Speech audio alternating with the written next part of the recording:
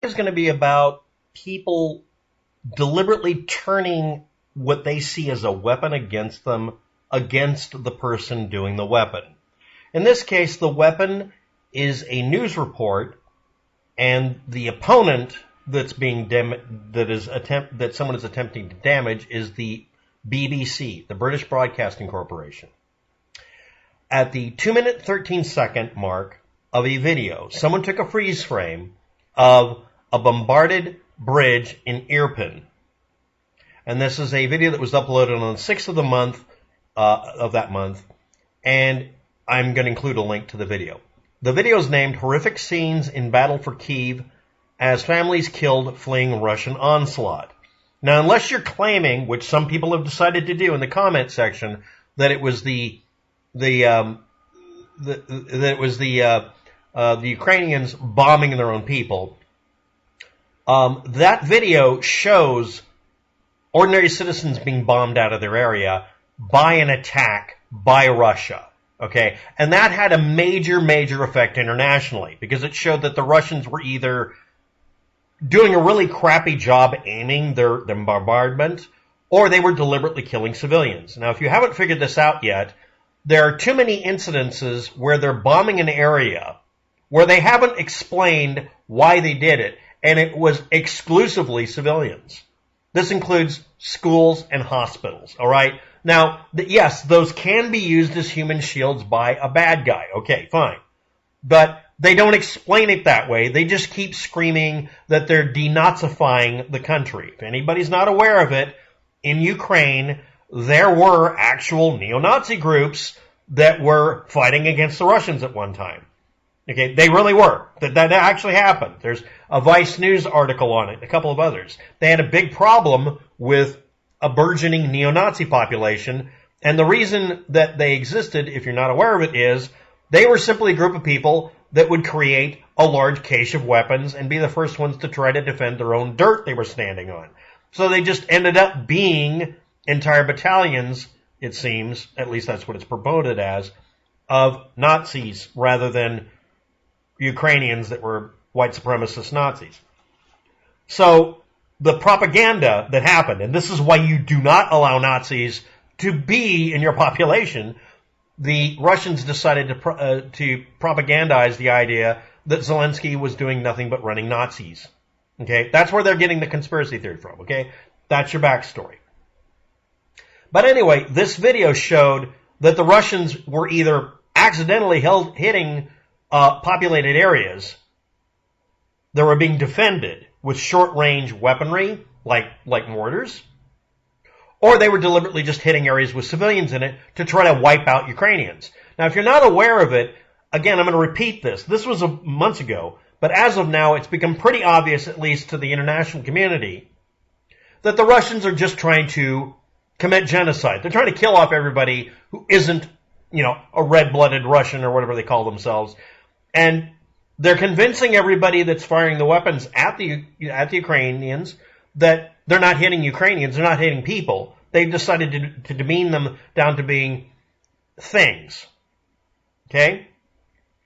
So anyway, this video showed the Russians, at least that actually could look shit up on YouTube, that no, when they were launching it, what they thought was a real target, they were just bombing people's apartment buildings. They were just killing people. And that is not something that the Russian military people wanted the rank-and-file Russian army people to know or to believe. They didn't want them questioning orders. They wanted to give them coordinates and have them launch. Now, if it was just bad intel or bad aim, that might have been an argument at the time. But videos like this one, the BBC did in March, proved over and over again that the Russians couldn't really be accidentally hitting almost exclusively civilian targets. That didn't make any sense. And again, you can have a different opinion, that's fine, but that's what it looks like, all right? I'm not an arbiter of fact here. I don't know everything in the world, okay? I'm not awesome, okay? I'm just me, just like all of you. We're groping in the dark. So anyway, that video, someone was really angry about, obviously, some Russian bots or whatever, or propagandists, and someone decided to take a freeze frame from that video and use it against the BBC. Now, I'm not going to show you the freeze frame. I'm going to show you the context. This is the scene where the screen grab was grabbed. Now, you can see in the background, this is, if you're not aware of it, that's the cross-section of the inside of a bridge that's been broken up. That's the end of the bridge where it's been blasted loose. Those are expansion joints, most likely. And here's a BBC reporter, and he's got the fuzzy mic, and he's hiding behind a lump of dirt and some sticks and shit because, as far as we can tell, something just happened. Now, is he doing this for dramatic effect or not? Now, I'm going to have to say this. The BBC is absolutely, mind-bogglingly guilty of copyright flagging shit when they don't have a right to. This is under fair use. This is a freeze frame from a video. It does not degrade anything. Also, I'm not a British subject, just throwing that out there, and it says it's under Public Broadcasting Service for the British Broadcasting Corporation.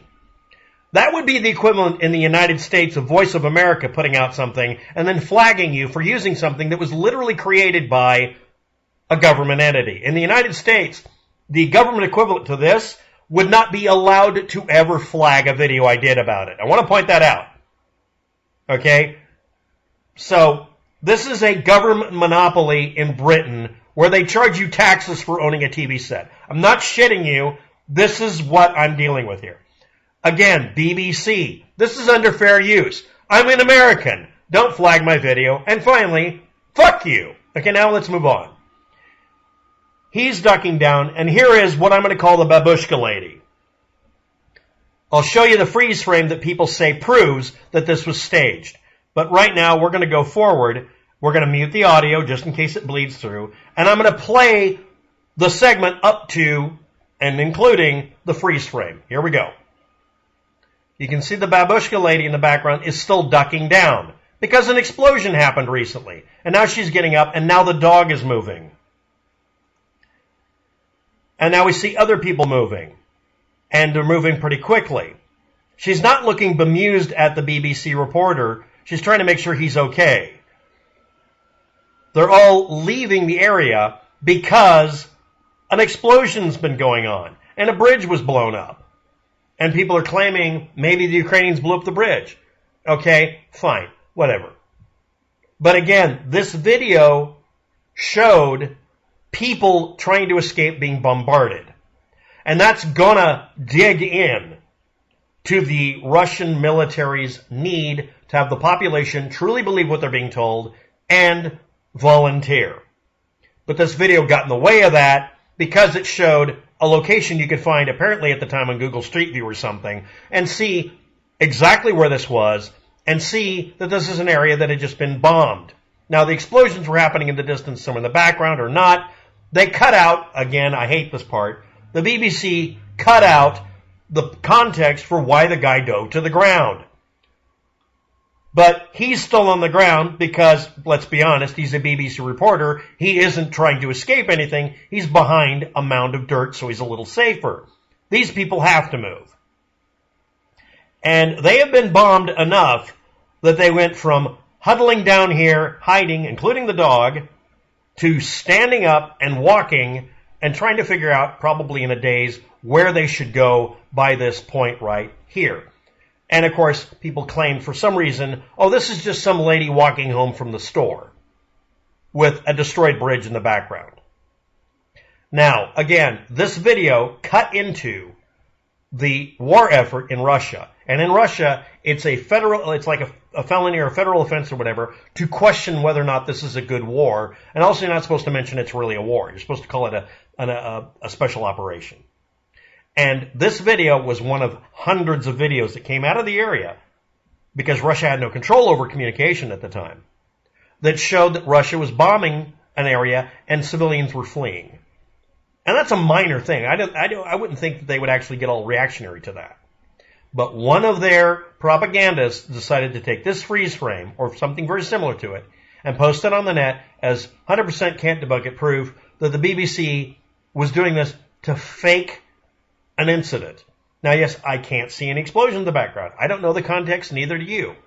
And the BBC edited this down to 3 minutes and 45 seconds. somewhere on a cutting room floor from back in those days, the BBC has a full copy of the recording with the context prior to that, including the audio and video of maybe an explosion going off, explaining the guy doing this lounging position, looking like the most interesting man on earth. All you have to do, if you're a reporter and a news channel, if you don't want things that you do to be accused to be propaganda or be out of context, post the entire video. I'm going to repeat this. I know this sounds shocking, but if you complain about people taking shit out of context, when you cut out the context, post the whole fucking video on your website.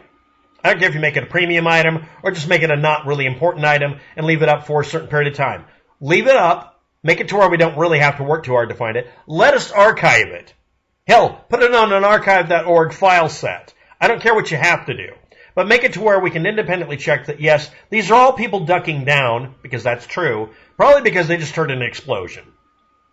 I don't care if the video makes a proper BBC Britisher look like maybe you don't like him to look because he dove for cover, which is, of course, what you're supposed to do because everybody else did it. Post the entire video. Stop acting like someone isn't going to misconstrue your reporting. You're reporting on a war that has been started by Putin and involves illegal annexations and a bunch of other things, including war crimes. Obviously, you're going to be turned into propaganda eventually. Post all of the content unedited. Make it to where it's impossible to claim you didn't do it. Make this standard procedure. For crying out loud, hard drive space is cheap. Post it on the internet or the cloud. Thank you. Now, why am I doing this video? Another news channel debunked this bit of propaganda being posted for whatever reason, which is good. But they didn't do what I just did, which is show you in context as much as possible what the babushka lady in the background was doing. She was hovering and huddling for cover along with a dog because explosions are going on. And it goes from this to this because people finally got up. He's not the only one ducking down. It's not for dramatic purposes. And yes, this is one of hundreds and hundreds of things you're going to see on Twitter and Facebook that are propaganda that take how many minutes to debunk? It's low effort. It has an effect, and people spread it. And a bunch of people out there are contrarians posting it. I want to point out something else. Everybody who reposted this, usually I say, okay, they were fooled by propaganda. A bunch of them are not fooled by propaganda. They're actively participating in it and claim to being patriots in one country or another. They're contrarians, not patriots. People who deny reality should not call themselves patriots because patriotism is based on acknowledging the real world and dealing with it, not hiding behind fantasy. Thank you for watching. Have a good day, and I wish everyone a great deal of luck with this.